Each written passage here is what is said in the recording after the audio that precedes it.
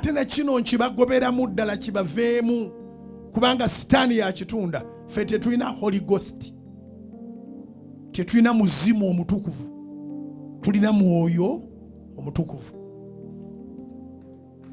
Ghost is not what we worship. We don't worship ghosts. Era ebyagwa ne Setaani byonna, those spirits, the angels that fallen with the devil, their boss, all those are ghosts. N'omuntu bw'amala okuva mu bulamu buno aba takyalina spirit, aba alina ghost. Mu Luzungu olutono lw'emmanyi, a ghost is a result of a dead thing. Tosobola kubanga oli mulamu n'oga nti my ghost is telling me. Nyambo kingambire neighbor. Omwoyo wakulumiriza alina kyagamba. Omwoyo. You feel the ghost conviction. Ghost conviction ng'oli mulamu.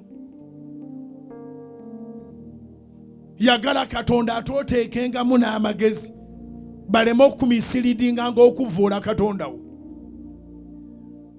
Avubuka be bali bakitandise kyavubutukayo mu Nigeria ne bannagana abaagala ennyo obusamize. Holy Ghost, Holy Ghost, Holy Ghost, Holy Ghost, Holy Ghost. Ne bana abasumba baakuna abeefuula abamanyi buli kintu ekijja mbu bali updated, nabo ne batandika Holy Ghost. Kati abaana abato bambi nabo ne batandika the power of the Holy Ghost. Ghosts are not holy.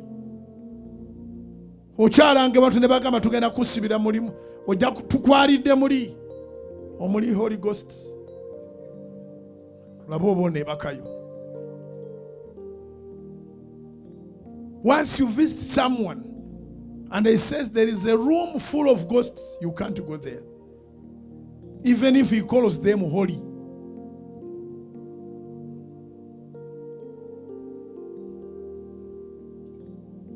Oyinza okuyimba n'ogamba and let the Holy Ghost come and flow over you.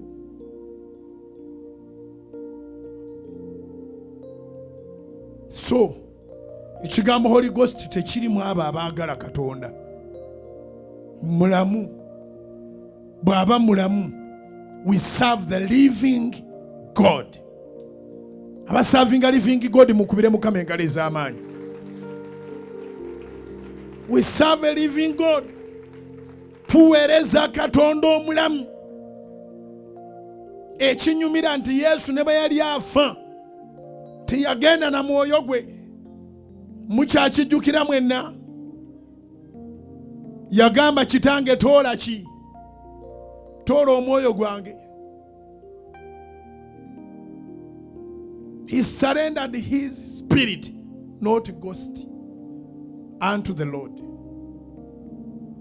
Kati awo omubiri guno okuba yali mu mubiri kikumi ku kinnaakyo ne gukita.